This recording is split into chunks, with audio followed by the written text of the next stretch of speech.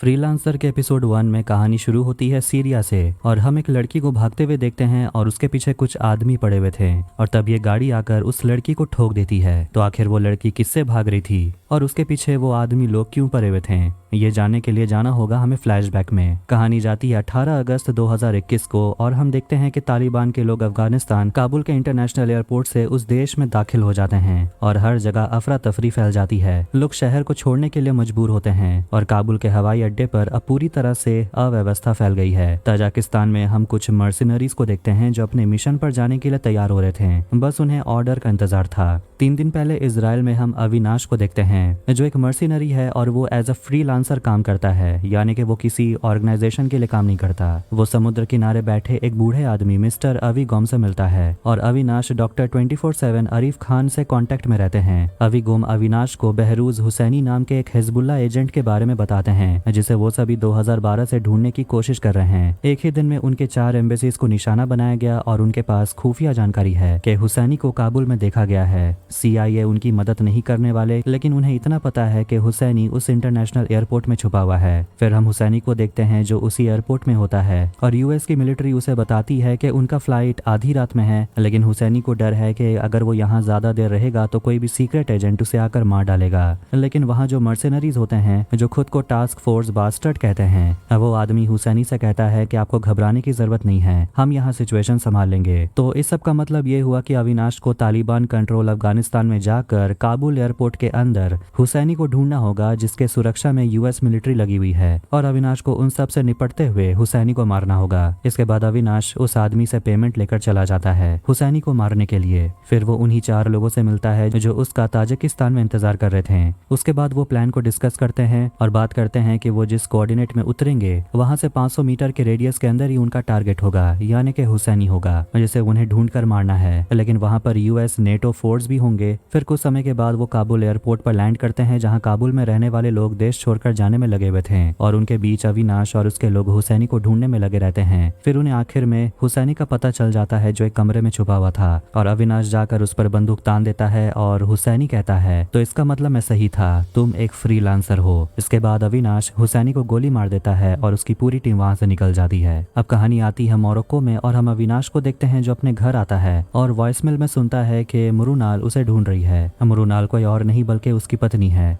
इसके बाद वो अपना लॉकर खोलता है, अपना पेमेंट रखता है और वो डार्क नेट पर जाकर किसी को लेटर भेजता है। फिर वो अगले दिन निकलता है अपना नॉर्मल काम करने के लिए, जिसके बाद वो एक मेडिकल फैसिलिटी में जाता है अपनी पत्नी मुरुनाल से मिलने के लिए, जिसे किसी तरह की बीमारी है जिस वजह से वो चीजों को भूल जाती है और उसी बीमारी से उभरने के लिए वो ये इस फैसिलिटी में आई है। मुरुनाल कहती है कि वो ठीक है, लेकिन तभी दोनों के बीच में बहस होने लगती है क्योंकि अविनाश जो काम करता है उसके वजह से वो अपनी पत्नी से कभी मिल नहीं पाता। दोनों के बीच इस वजह से थोड़ी दूरियां जरूर आ गई हैं और अविनाश कहता है कि तुम्हें पहले से ही पता था कि मैं क्या काम करता हूँ और तुमने फिर भी ये सब जानते हुए मुझसे शादी की। जिस पर मुरुनाल कहती है कि मुझे नहीं पता था कि तुम्हारा ये काम हमारे फैमिली को, हमारे लाइफ को इतने गलत तरीके से इफेक्ट करेगा। इसके बाद हम मुंबई में इनायत खान नाम के एक आदमी को देखते हैं जो अपने गाड़ी में बैठा होता है US एम्बेसी के बाहर। अब वो अपनी पत्नी सबीना से बात कर रहा था और कहता है कि अब जल्दी काम हो जाएगा। जिसके बाद वो बंदूक निकालता है और बैरिकेड तोड़ते हुए एम्बेसी की तरफ जाने लगता है, पर आखिर में उसे पुलिस घेर लेती है और इनायत जैसे ही बंदूक लेकर बाहर निकलता है पुलिस उस पर फायर करके उसे वहीं मार डालती है। फिर वहां पर बम स्क्वाड आ जाती है और उन्हें इनायत के गाड़ी में कुछ भी नहीं मिलता, यहाँ तक कि उन्हें बंदूक में गोली भी नहीं मिलती। डॉक्टर खान अविनाश को कॉल करके कहते हैं जल्दी से न्यूज चेक करो और न्यूज देखने पर अविनाश को पता चलता है कि मुंबई में हादसा हुआ है। इनायत खान नाम के एक शख्स को पुलिस ने गोली मार दी है अमेरिकन एम्बेसी के बाहर, यहाँ तक कि इनायत के बंदूक में गोली भी नहीं थी। तो सवाल ये उठता है कि आखिर ये आतंकवादी हमला था या फिर आत्महत्या का मामला। फिर हम फ्लैशबैक में जाते हैं जब हम देखते हैं कि अविनाश और इनायत मुंबई पुलिस के लिए काम करते थे। दोनों एक दूसरे के काफी अच्छे दोस्त हैं और घर पर इनायत बार बार अविनाश को याद दिला रहा था कि आज शूट आउट में उसने अविनाश की जान बचा ली, लेकिन ऐसा बार बार नहीं होगा कि दोनों वापस जिंदा आ जाएं। इसलिए इनायत अविनाश से कहता है वादा करने के लिए कि अगर इनायत को कुछ भी हो जाता है तो वो उसकी पत्नी सबीना और उसकी बेटी आलिया का ख्याल रखेगा।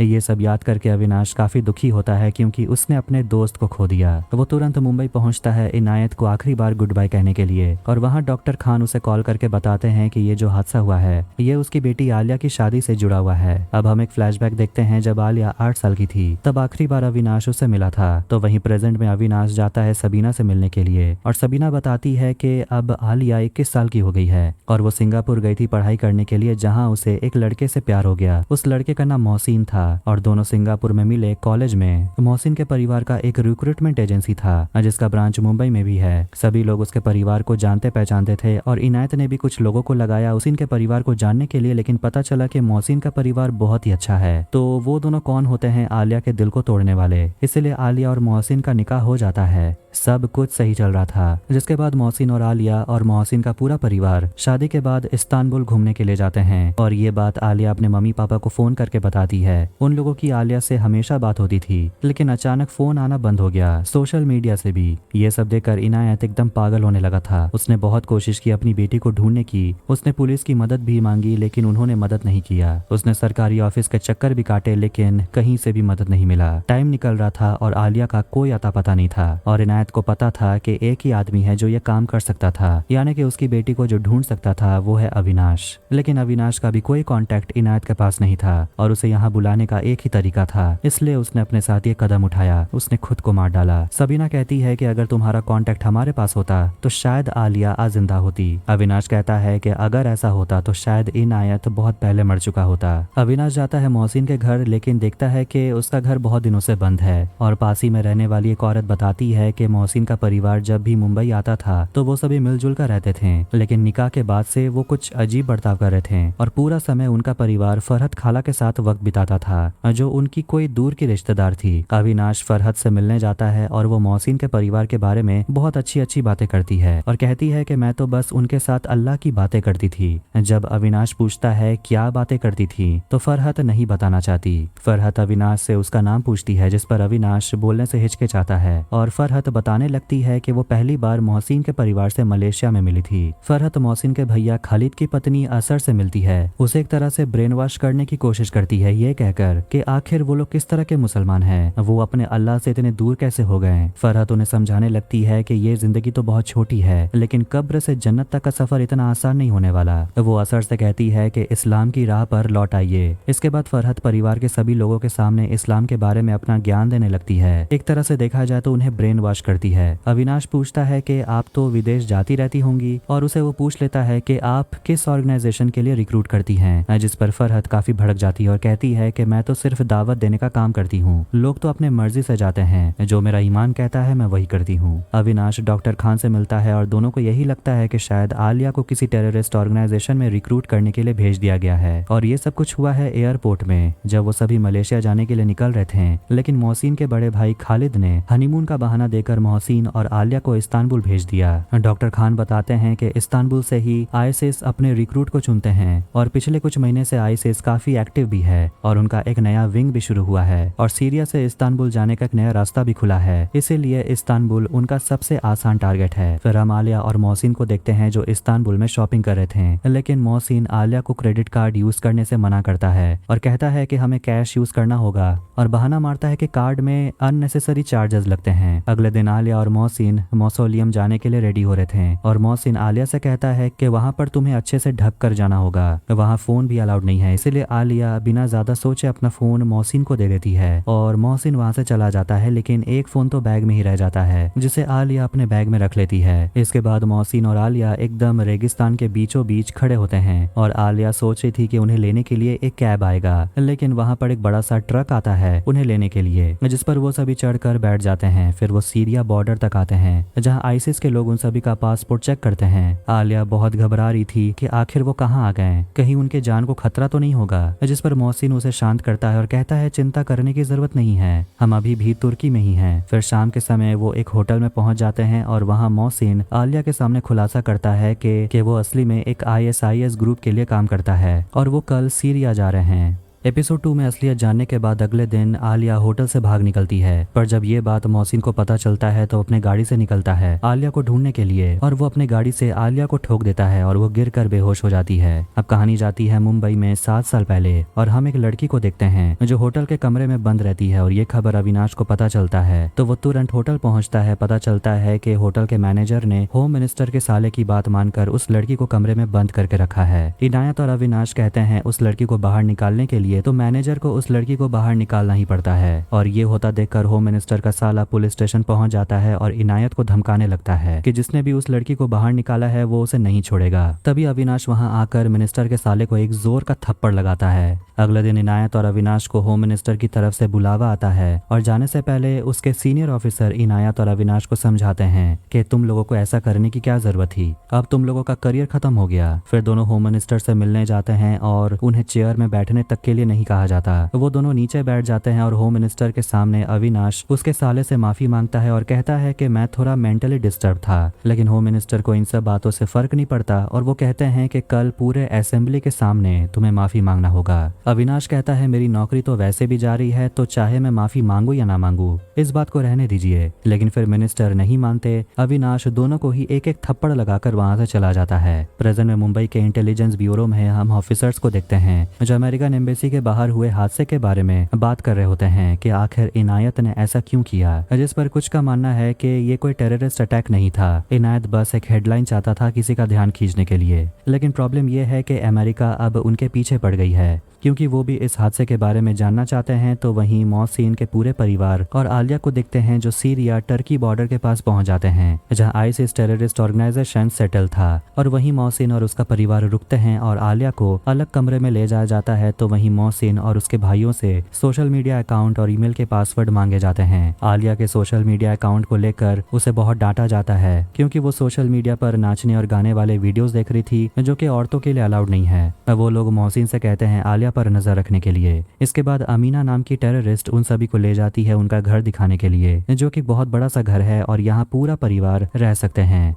मुंबई के लाइब्रेरी में डॉक्टर खान और अविनाश मिलते हैं। डॉक्टर खान को इस टेररिस्ट ऑर्गेनाइजेशन के बारे में ज्यादा कुछ तो नहीं पता। वो बस इतना जानते हैं कि 1500 जितने लोग अपने हारे हुए इलाके को वापस जीतना चाहते हैं और उनके पास अब फंड्स भी आने लगे हैं और ये ऑर्गेनाइजेशन बहुत सारे देशों में फैले हुए हैं। और दुख की बात यह है कि कई नौजवान अभी बेरोजगार हैं और वो आसानी से इनके झांसे में फंस जाते हैं और इनके इलाकों में तुरंत लोगों को सजा दी जाती है, इसलिए लोग कंट्रोल के अंदर ही रहते हैं। डॉक्टर खान वुमेन ब्रिगेड के बारे में बताते हैं जो उस इलाके में रह रही औरतों पर नजर रखते हैं और उनके पास एक खास तरह का हथियार भी होता है। अगर वो किसी भी औरतों को बिना हिजाब के देखते हैं तो वो इस हथियार से उस औरत के चमड़ी उधेड़ कर रख देते हैं। मोहसिन के परिवार को वहाँ कमांडर मकसूद से मिलने का मौका मिलता है और यहाँ डॉक्टर खान अविनाश को बताते हैं कि अगर तुम इनायत की बेटी को वहाँ से निकालना चाहते हो तो ये करना इम्पॉसिबल है और वैसे भी तुम बहुत लेट हो चुके हो। इंटेलिजेंस ब्यूरो से एक ऑफिसर राघवेंद्र जाकर सबीना से मिलता है और उससे पूछता है आपके पति के हादसे के वजह से अमेरिका हमारे पीछे पड़ गया है और आपके हस्बैंड किसी से तो कांटेक्ट करने की कोशिश कर रहे थे जो उनका काफी खास है, आप कुछ जानती हैं। जिस पर सबीना कहती है कि वो तो आपके पास भी आए थे सब कुछ बताने के लिए, पर आप लोगों ने क्या किया, आप लोगों ने उनकी मदद की।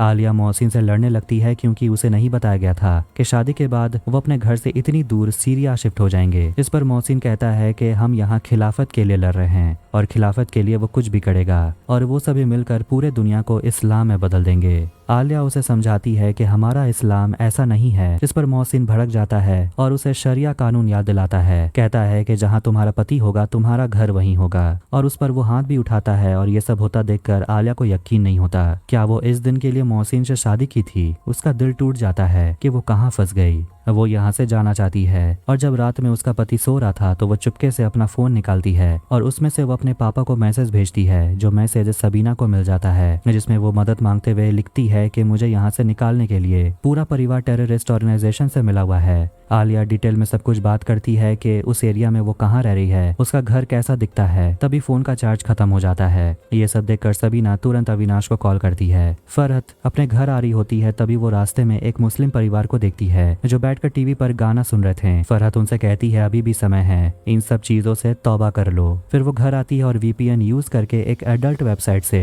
ISIS ऑर्गेनाइजेशन के एक मेंबर से कांटेक्ट करती है और उन्हें कुछ फोटो भेजती है। सबीना अविनाश को बताती है मैसेज के बारे में जो उसकी बेटी भेज रही थी। ये सुनकर अविनाश कहता है कि ये हमारी आखिरी लाइफलाइन है जिससे हम आपकी बेटी को ढूंढ सकते हैं, लेकिन ये बहुत बड़ा रिस्क है क्योंकि आईएसआई ट्रैक करते रहते हैं अनरजिस्टर्ड नेटवर्क को और इससे आलिया को भी खतरा हो सकता है। इसलिए अविनाश सबीना से कहता है कि आपको कुछ नियम फॉलो करने होंगे और आपको एक नया नंबर ले लेना चाहिए और उसी से आप आलिया को मैसेज करिएगा और बात करने की कोशिश मत करिएगा। उसे ये मत बताइएगा कि इनायत मर चुके हैं वरना वो टूट जाएगी। फिर सबीना अपनी बेटी से मैसेज पर बात करती है और उसे कहती है कि अगर हो सके तो तुम जहाँ रह रही हो वहाँ का फोटो भेजना और कोई जल्दी नहीं है, आराम से करना ताकि लोगों को तुम पर शक ना हो। लेकिन तभी आलिया इमोशनल हो जाती है और सोचती है कि ये उसके पापा उसे मैसेज कर रहे हैं और वो अपने पापा से कहती है कि प्लीज मुझे यहाँ से निकालिए। पापा लिखा हुआ देखकर सबीना भी इमोशनल हो जाती है और उसे कहती है मैसेज करना बंद करो, बहुत समय हो गया। तभी आलिया डर जाती है क्योंकि मोहसिन दरवाजे को पीटने लगता है।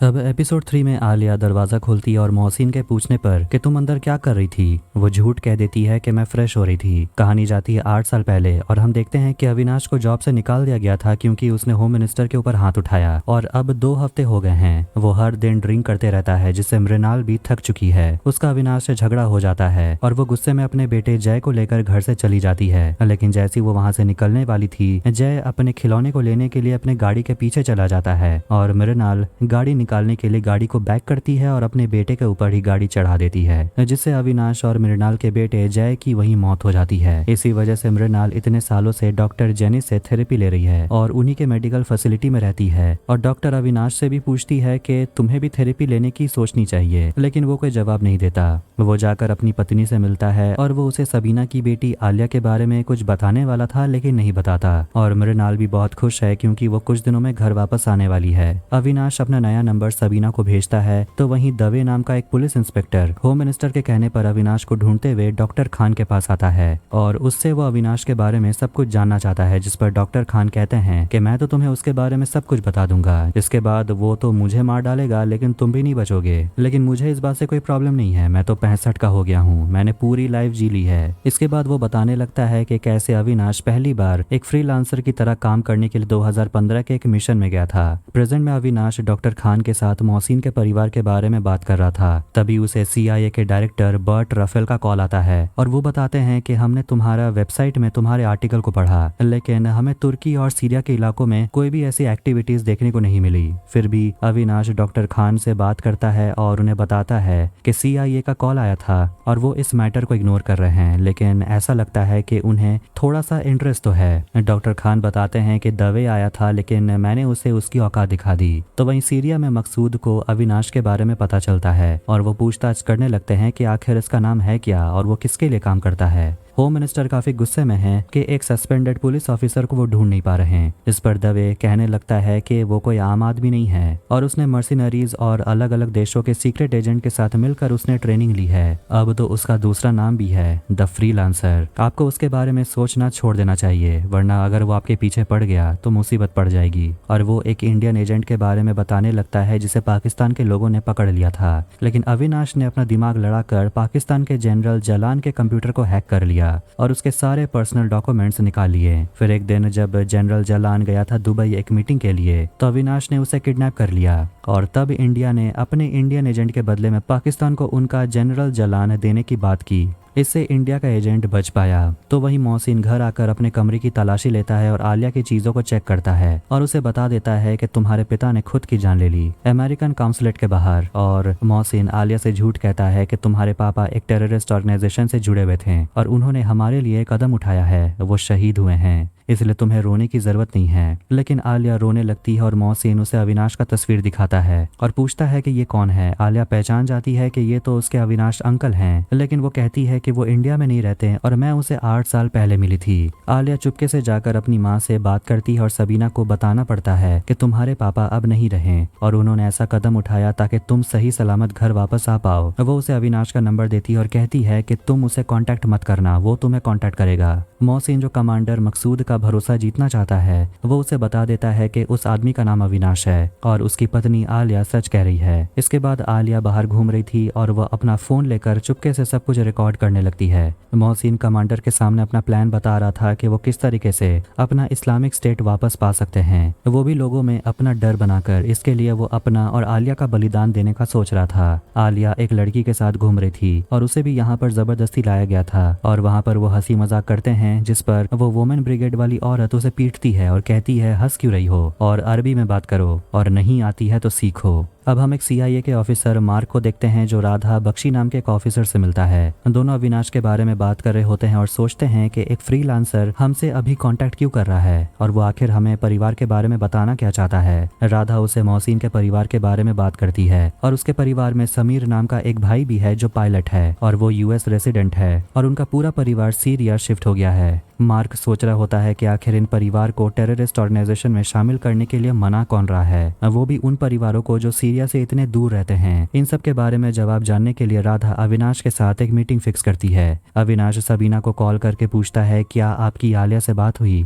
वो कहती है हाँ और अभी मैंने उसे सब कुछ बता दिया है और सीरिया में लोग तुम्हारे बारे में भी जानते हैं। मोहसिन और पूरा परिवार प्लान के बारे में बात कर रहे थे जिसे पूरा करने के लिए वो रक्का जाने का प्लान बनाते हैं और खालिद और असर भी जाना चाहते हैं और इस बारे में आलिया से वो बात छुपाते हैं, जिस पर आलिया अपनी माँ को बता देती है कि परिवार का बर्ताव मेरे साथ थोड़ा बदल गया है। वो मुझसे बात छुपाते हैं। अगले दिन अविनाश CIA के ऑफिसर मार्क और राधा से मिलता है और उसे मोहसिन के परिवार के बारे में वो पूरा रिपोर्ट फाइल दे देता है और बताता है कि एक लड़की जिसकी नई नई शादी हुई है उसी ने अपने पापा से बात करने के लिए मैसेज भेजा था और ये सब वो छुप छुप के कर रही है और वही हमें वहाँ के बारे में सारी डिटेल्स दे रही है और फिलहाल आलिया के बारे में वहाँ कोई नहीं जानता और उसी ने ये सारे फोटोज भेजे हैं और मुझे उसे वहाँ से निकालना है। उस रात फरहत सबीना के घर जाती है और उसे समझाती है कि अगर आप अपनी बेटी को ढूंढने की कोशिश करती हैं तो उसकी जान खतरे में आ जाएगी और अपने पुलिस वाले दोस्त को कह दीजिए सीरिया जाने की जरूरत नहीं है, आपकी बेटी नेक राह पे चल रही है और समय आ गया है कि आप भी उसी राह पे चलें। सबीना उसे कहती है कि इस्लाम के बारे में मुझे किसी और से जानने की जरूरत नहीं है। IB officer Raghavendra doctor Khan के घर पहुंच जाते हैं तो वहीं जब मौका मिलता है तो आलिया को अविनाश कॉल करता है। एपिसोड 4 में अविनाश आलिया से कहता है कि तुम जहां हो वहां से तुम खुद को निकाल सकती हो और CIA तुम्हारी मदद करेगी, तुम्हें बस कुछ इन्फॉर्मेशन इकट्ठे करने हैं टेररिस्ट के बारे में, उनके फंडिंग के बारे में, उनके सारे लोकेशंस के बारे में। बदले में वो एक एक्सट्रैक्शन मिशन चलाकर तुम्हें वहां से सेफली निकाल लेंगे। IB officer Raghavendra doctor Khan के साथ बात कर रहे होते हैं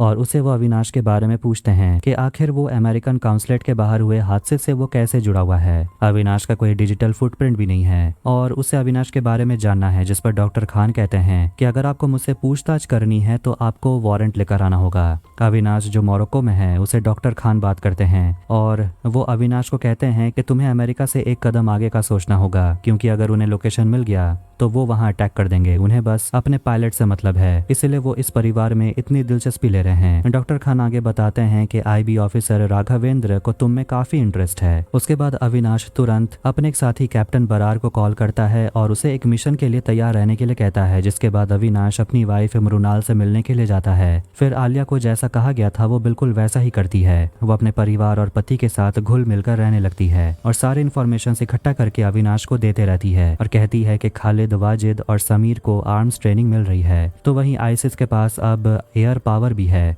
जिससे समीर गाइड करेगा और वो और मोहसिन खालिद और असर के साथ रक्का जाने के लिए निकलने वाले हैं, लेकिन आलिया को नहीं पता है किस लिए। अविनाश अपने दोस्त कैप्टन बरार से मिलता है और उसे आईसिस के ऑयल इकोनॉमी के बारे में पूछता है, जिस पर वो कहने लगता है कि आईसिस अपना ऑयल अपने ही लोगों को बेचते हैं और कुछ बाहर देशों में बेचते हैं। इन शॉर्ट कहा जाए तो वो ढेर सारे पैसे कमा रहे हैं और कम दाम होने की वजह से कैप्टन बरार के देश भी वहीं से तेल खरीद रहे हैं, वो भी एक खुफिया रास्ता से अपनी पहचान को छुपाकर। और कैप्टन अविनाश को खुफिया रास्ता दिखाता है। अविनाश अपने एक और साथी विल्सन से कांटेक्ट करता है और उसे कहता है कि उसे एक 21 साल की लड़की के सारे डॉक्यूमेंट्स किसी और के आइडेंटिटी में डुप्लीकेट करवाना है, जिसके लिए विल्सन मान जाता है और कहता है कि जितने जल्दी पैसे आ जाएंगे उतनी जल्दी काम हो जाएगा। दिन के समय वुमेन ब्रिगेड एक दुकान में जाती है कुछ खरीदने के लिए और आलिया पास के कैफे में जाकर कुछ डॉक्यूमेंट्स अविनाश को भेजने के लिए अपने फोन में सेव कर लेती है। तभी वहाँ आकर अमीना असर और आलिया से कहती है कि रक्का जाने से पहले तुम दोनों को फोन दे दिया जाएगा, जिस पर असर खुश हो जाती है। अविनाश एक और आदमी से जाकर मिलता है जो मोरक्को में अपना इंडियन फूड रेस्टोरेंट चलाता है और अविनाश उसे कहता है कि उसे सीरिया इराक बॉर्डर पहुंचना है, जिस पर वो आदमी कहने लगता है पहुंचना बहुत आसान है क्योंकि उसी रास्ते से उसके बहुत सारे सामान आते हैं और रेफ्यूजीज का स्मगलिंग भी होता है।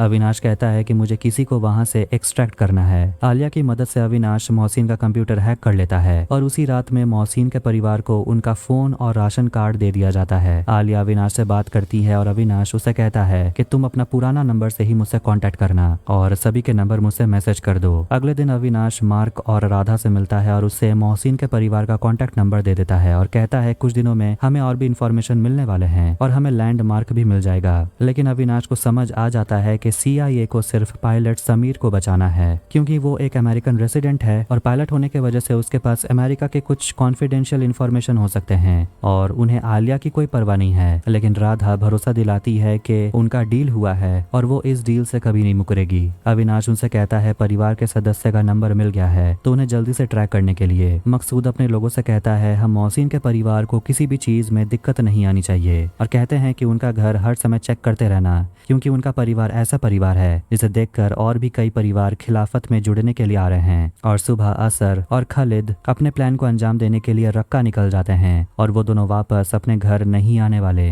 इसके बाद वो दोनों रक्का के बीच बाजार में जाते हैं और खुद को बॉम्ब से उड़ा लेते हैं और ये सब कुछ मोहसिन रिकॉर्ड कर रहा था और ये खतरनाक मंजर देखकर आलिया बहुत डर जाती है। और इसी के साथ 2023 में रिलीज हुई फ्रीलांसर एपिसोड 1, 2, 3 और 4 यही एंड होती है। अगर आपको ये वीडियो पसंद आया तो वीडियो को लाइक करें, चैनल को सब्सक्राइब करें। मिलते हैं नेक्स्ट वीडियो में। Take care.